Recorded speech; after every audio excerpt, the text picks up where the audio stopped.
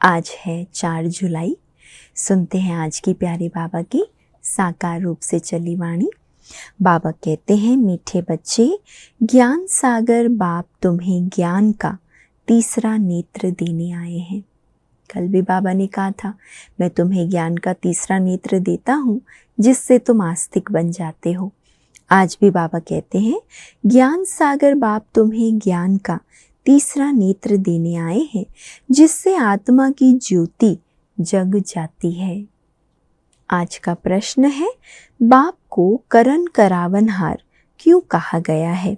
वह क्या करते और क्या कराते हैं? उत्तर, बाबा कहते हैं, मैं तुम बच्चों को मुरली सुनाने का कार्य करता हूँ। मुरली सुनाता हूँ, मंत्र देता हूँ, तुम्हें लायक बनाता और फिर तुम्हारे द्वारा स्वर्ग का उद्घाटन कराता हूँ। बाबा कहते हैं, मैं तुम बच्चों को मुरली सुनाने का कार्य करता और मंत्र देता हूँ, तुम्हें लायक बनाता और फिर तुम्हारे ही द्वारा स्वर्ग का उद्घाटन कराता हूँ। तुम पैगंबर बन सबको पैगाम देते हो। मैं तुम बच्चों को डायरेक्शन देता हूँ। यही मेरी कृपा व आशीर्वाद है। बाबा का आना, हमें लायक बनाना, हमें डायरेक्शन देना, श्रीमत देना, पढ़ाना, यही उनकी कृपा व आशीर्वाद है। गीत है, कौन आज आया सवेरे सवेरे। ओम शांति। बच्चों ने गीत सुना। हम बच्चों को सवेरे सवेरे जगाने कौन आया है? जो हमारा तीसरा ज्ञान का नेत्र एकदम खुल जाए। कैसे खुल गया? जब बाबा हमें इस कलयुगी अंधकार रूपी रात्रि में जगाने आया और उसने हमें ज्ञान का तीसरा नेत्र दिया तो हमारी ज्योति जग गई, नेत्र पूरा खुल गया। ज्ञान सागर परमपिता परमात्मा द्वारा हमारा तीसरा नेत्र ज्ञान का खुला है। कहते भी हैं, बाप ज्योति जगाने वाला है, परंतु वह बाप है ये कोई नहीं जानते। ब्रह्म समाजी कहते हैं, वो क्षमा है, ज्योति है। मंदिर में हमेशा वह ज्योति ही जगाते हैं क्योंकि वह परमात्मा को ज्योति स्वरूप मानते हैं। इसीलिए मंदिर में दीवा जगाते ही रहते हैं। अब यह बाप कोई माचिस से दीवा नहीं जगाते, ये तो बात ही न्यारी है। गाया भी जाता है, ईश्वर की गत मत न्यारी है। तुम बच्चे अब समझते हो कि बाप सद्गति के लिए आकर ज्ञान योग सिखलाते हैं। सिखलाने वाला तो जरूर चाहिए ना, शरीर तो नहीं सिखलाएगा। आत्मा ही सब कुछ करती है। आत्मा में ही अच्छे बुरे संस्कार रहते हैं। इस समय रावण की प्रवेशता के कारण मनुष्यों के संस्कार भी बुरे हैं, अर्थात 5 विकारों की प्रवेशता है। देवताओं में ये 5 विकार होते नहीं। भारत में जब दैवी स्वराज्य था तो ये बुरे संस्कार नहीं थे। जब भारत स्वर्ग था, आत्माएं देव आत्माएं थी, तब इस तरह के बुरे संस्कार नहीं थे। सर्वगुण संपन्न थे। कितने अच्छे संस्कार थे देवी देवताओं के जो अभी तुम धारण कर रहे हो। देवताओं के संस्कार अभी हम धारण कर रहे हैं।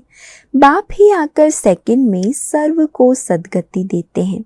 बाकी गुरु गोसाई आदि ये तो भक्ति मार्ग में चलते आए हैं जो एक की भी गति सद्गति कर नहीं सकते।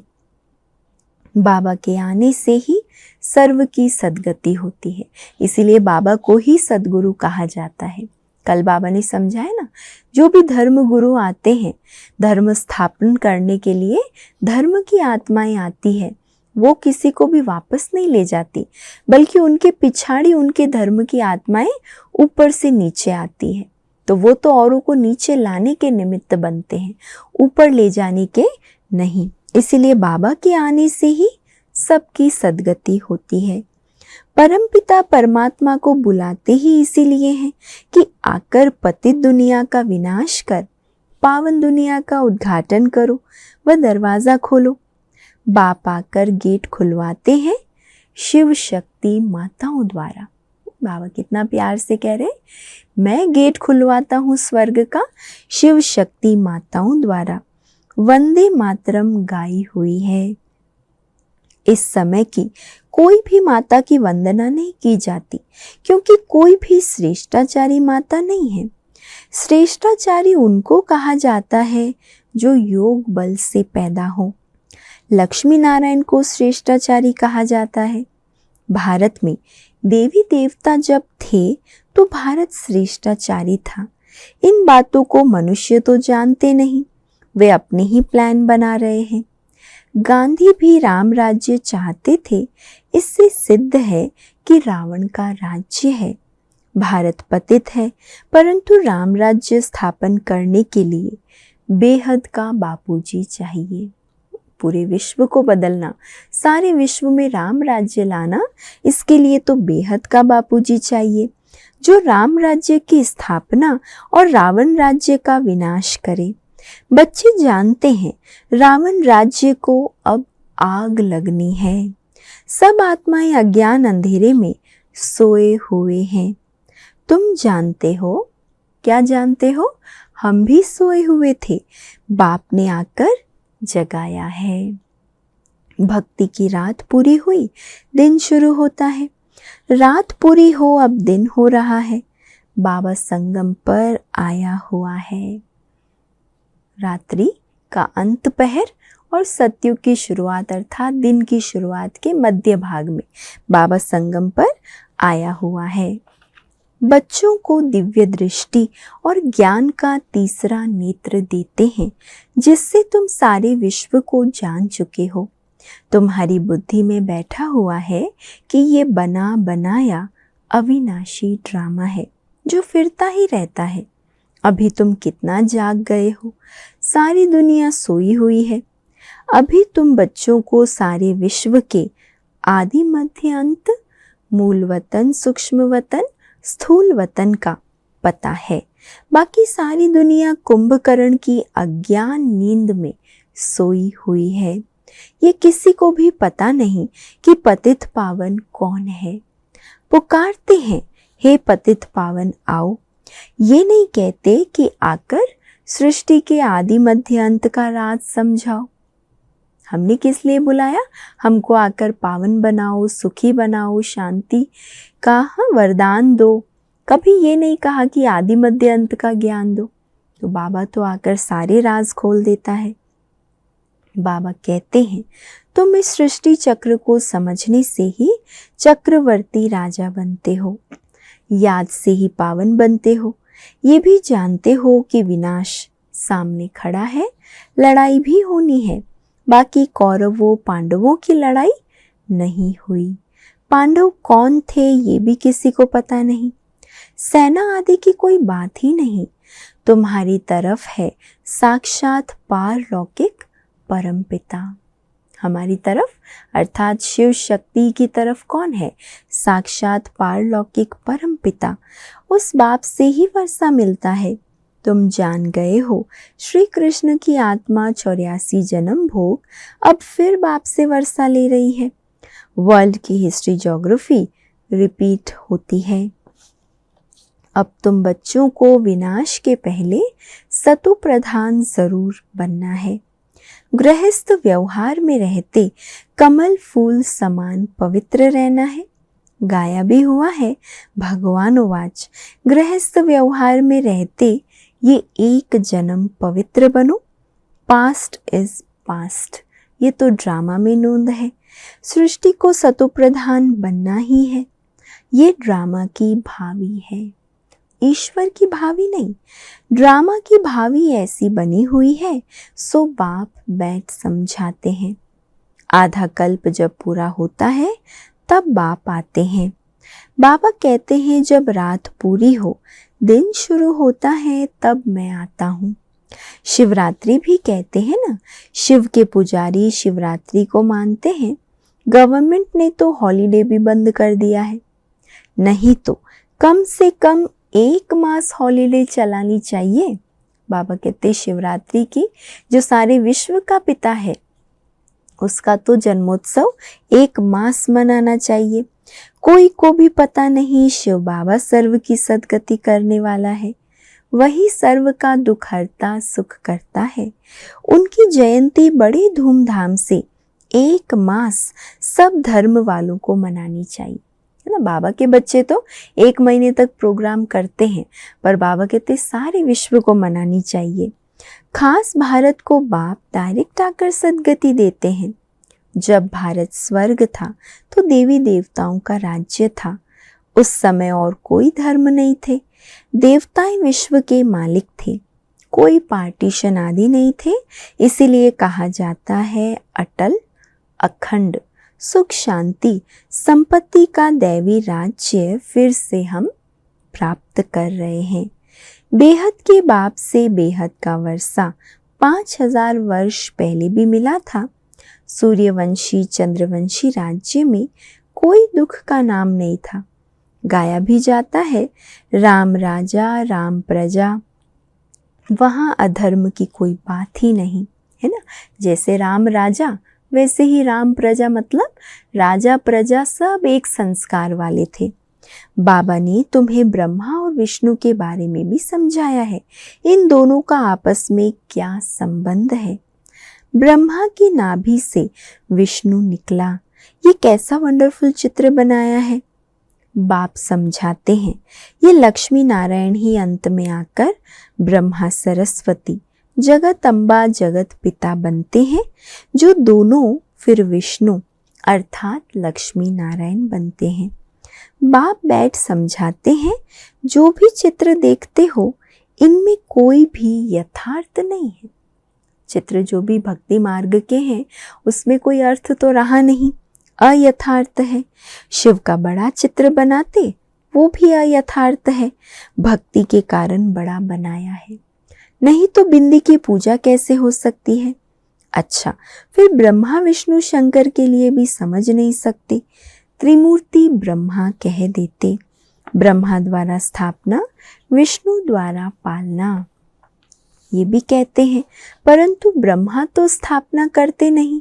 स्वर्ग की स्थापना ब्रह्मा करेंगे क्या? नहीं, स्वर्ग की स्थापना तो परम पिता परमात्मा ही करते हैं। ये आत्मा तो पतित है, ब्रह्मा का तन तो इस समय पतित है, इनको व्यक्त ब्रह्मा कहा जाता है। यही आत्मा पावन बन जाएगी और फिर चली जाएगी, फिर सतयुग में जाकर नारायण बनते हैं। तो प्रजापिता ब्रह्मा जरूर यहाँ चाहिए ना। चित्र फिर वहाँ दे दिए। जैसे ये ज्ञान के अलंकार वास्तव में है, परंतु तुम्हारे विष्णु को दे दिए हैं। नौदा भक्ति में भी साक्षात्कार होता है। मीरा का भी नाम गाया हुआ है ना। पुरुषों में नंबर 1 भक्त है नारद और माताओं में मीरा गाई हुई है। तुम अभी नारायण अथवा लक्ष्मी को वरने के लिए ये ज्ञान सुन रहे हो। तुम्हारा ही स्वयंवर होता है। नारद के लिए भी दिखाते हैं, सभा में आकर कहा कि हम लक्ष्मी को वर सकते हैं। अभी लक्ष्मी को वरने लायक तुम बन रहे हो। बाकी वो तो सब है भक्ति मार्ग की कथाएं, और बाप रियल बात बैठ समझाते हैं। लक्ष्मी सतयुग में और नारद भगत द्वापर में। सतयुग में फिर नारद कहाँ से आया? सतयुग में तो श्री लक्ष्मी नारायण है। राधे कृष्ण का ही स्वयंवर के बाद नाम लक्ष्मी नारायण पड़ता है। ये भी भारतवासी नहीं जानते, कितना अज्ञान अंधियारा है। बाप है कल्याणकारी, तुमको भी कल्याणकारी बनाते हैं। अब विचार सागर मंथन करना चाहिए। औरों को कैसे समझाएं? तो बाप समझाते हैं, चित्र आदि कैसे बैठ बनाए हैं। गांधी की नाभि से नेहरू निकला, ऐसे चित्र बनाए हैं बाबा कहते विचित्र। अब कहाँ वो विष्णु देवता और कहाँ ये मनुष्य, इन सब बातों को तुम बच्चे अब समझते हो। नंबरवार तुमको खुशी रहती है। बेहद का बाप हमको पढ़ा रहे हैं। ये तो कभी सुना नहीं था, क्योंकि गीता में तो श्री कृष्ण भगवानोवाच लिख दिया है। भगवान कब आया, कब आकर गीता सुनाई, तिथि तारीख कुछ भी है नहीं। कल्प की आयु ही लाखों वर्ष कह देते। कोई की भी बुद्धि में आता नहीं है। अब बाप बैठ बच्चों को समझाते हैं, ब्राह्मणों का झाड़ वृद्धि को पाता रहता है, पाते पाते अनगिनत हो जाएंगे। तुम बच्चे जानते हो वर्ण कैसे चक्र लगाते हैं। हम ब्राह्मणों का वर्ण सबसे ऊंचा है। हम हैं भारत के गुप्त सच्चे रूहानी सोशल वर्कर। कौन है हम बच्चे? भारत के गुप्त सच्चे रूहानी सोशल वर्कर। परमपिता परमात्मा हमसे सेवा करा रहे हैं। हम रूहानी सेवा करते हैं और वह जिस्मानी सेवा करते। तुमको कहते हैं तुम भारत की क्या सेवा करते हो? बोलो, हम हैं रूहानी सेवाधारी, स्वर्ग का उद्घाटन करा रहे, स्थापना करा रहे हैं। शिव बाबा है करण करावनहार, जो करा रहे हैं वह करता भी है। मुरली कौन चलाता है? तो कर्म करता है ना। तुमको भी सिखलाता है कि ऐसे चलाओ। महामंत्र देते हैं, मन मना भव। बाबा सिर्फ खुद ही नहीं करता, लेकिन हम बच्चों से भी कराता है। कर्म सिखलाया ना, फिर तुमको कहते हैं औरों को सिखलाओ। इसीलिए करण करावनहार कहा जाता है। तुम बच्चे भी यही शिक्षा देते हो, बाप को याद करो और वर्षे को याद करो। यही तुम बच्चों को पैगाम पहुंचाना है। ऐसे नहीं दूसरे को पैगाम दे और खुद याद में ना रहे, फिर क्या होगा? दूसरे पुरुषार्थ कर ऊंच चढ़ जाएंगे और मैसेज देने वाले रह जाएंगे। याद का पुरुषार्थ ना करने से इतना ऊंच पद नहीं पाते। मुख्य पुरुषार्थ क्या करना है? जो आत्मा को अंदर तक शक्ति देगा, जो आत्मा को ऊंचा चढ़ाने वाला है, वो है याद में रहने का पुरुषार्थ। दूसरे याद की यात्रा से पावन बन जाते। जैसे बाबा बांधेलियों का मिसाल देते हैं, वह याद में जाती रहती है, बिगर देखे भी पत्र लिखती है, बाबा हम आपके हो चुके हैं, हम पवित्र जरूर रहेंगे। तुम बच्चों की है बाप से प्रीत बुद्धि, तुम्हारी ही माला बनी हुई है। विष्णु की माला और रुद्राक्ष की माला में ऊपर है मेरू। माला उठाते ही पहले फूल और 2 दाने हाथ में आते हैं, उनको नमस्कार करते हैं, फिर है माला। तुम भारत को स्वर्ग बना रहे हो तो ये माला तुम्हारा ही यादगार है। बाप ने ये गीता ज्ञान यज्ञ रचा है, इनमें सारी पुरानी दुनिया स्वाहा हो जाएगी। बाप है मोस्ट बिलवेड फादर। बाबा कौन है? मीठे ते मीठा, प्यारे ते प्यारा, मोस्ट बिलवेड फादर। तुमको भविष्य के लिए सदा सुख का वर्षा देते हैं 21 जन्म के लिए। जिन्होंने कल्प पहले वर्षा लिया है वह जरूर लेंगे, जरूर आएंगे ड्रामा प्लान अनुसार। बाबा कहते हैं बच्चे सुख धाम चलना है तो पवित्र बनना है। मेरे को याद करो, मांगना कुछ भी नहीं है, कृपा करो, मदद करो नहीं। बाबा कहते यहाँ ज्ञान मार्ग में मांगने की दरकार नहीं है। हम तो सबको मदद करते हैं, पुरुषार्थ तो तुमको करना है, आशीर्वाद की बात नहीं है। बाबा कहते हैं मामेकम याद करो, याद करना तुम्हारा काम है। मैं आया हूँ रास्ता बताने, परंतु याद में रहना ये तो तुम बच्चों का ही कार्य है। डायरेक्शन देना यही कृपा है, बाकी तो भल खाओ पियो घूमो फिरो, तुम्हें पवित्र भोजन ही खाना है। हम देवी देवता बनते हैं, वहाँ प्याज आदि थोड़े ही होगा। बाबा सत्युगी संस्कार इस समय जो धारण करने हैं, उन्हीं संस्कारों को बाबा बार बार हम बच्चों को स्मृति दिलाते हैं। ये सब यहाँ छोड़ना है। जो भी आसुरी खान पान है, छीछी आदतें हैं, सब छोड़ देनी है। ये चीजें वहाँ होती नहीं, बीज ही नहीं है। जैसे सतयुग में बीमारी आदि होती नहीं, अभी तो देखो कितनी बीमारियां निकली हैं। वहाँ तमोगुणी कोई चीज होती नहीं, हर चीज सतो प्रधान। यहाँ देखो मनुष्य क्या क्या खाते हैं। अब बाप बच्चों को कहते हैं मुझे याद करो और संग तोड़ मुझ संग जोड़ो। ये है मुख्य बात। एक तो मुझे याद करो और सब संग तोड़ मेरे संग जोड़ो तो तुम पावन बन जाएंगे। अच्छा, मीठे मीठे सिक्के लधे बच्चों प्रति माता पिता बाप दादा का याद प्यार और गुड मॉर्निंग। रूहानी बाप की रूहानी बच्चों को नमस्ते और हम सब रूहानी बच्चों की रूहानी माता पिता बाप दादा को याद प्यार गुड मॉर्निंग और नमस्ते। शुक्रिया बाबा, शुक्रिया।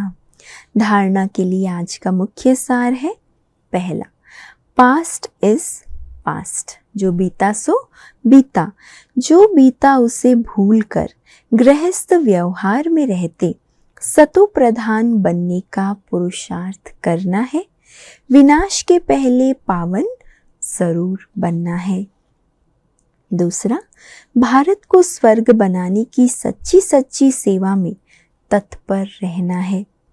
खान पान बहुत शुद्ध रखना है। पवित्र भोजन ही खाना है। आज का वरदान है, स्थूल कार्य करते भी मनसा द्वारा विश्व परिवर्तन की सेवा करने वाली जिम्मेवार आत्मा भव। स्थूल कार्य करते भी मनसा द्वारा विश्व परिवर्तन की सेवा करने वाली जिम्मेवार आत्मा भव। कोई भी स्थूल कार्य करते सदा ये स्मृति रहे कि मैं विश्व की स्टेज पर विश्व कल्याण की सेवार्थ निमित्त हूँ। चाहे हम कोई भी ड्यूटी बजा रहे, कोई भी कार्य कर रहे स्थूल में, लेकिन स्मृति रहे मैं विश्व की स्टेज पर विश्व कल्याण की सेवार्थ निमित्त हूँ। मुझे अपनी श्रेष्ठ मनसा द्वारा विश्व परिवर्तन के कार्य की बहुत बड़ी जिम्मेवारी मिली हुई है। इसी स्मृति से अलबेलापन समाप्त हो जाएगा और समय भी व्यर्थ जाने से बच जाएगा। एक एक सेकंड अमूल्य समझते हुए विश्व कल्याण के व जड़ चैतन्य को परिवर्तन करने के कार्य में सफल करते रहेंगे।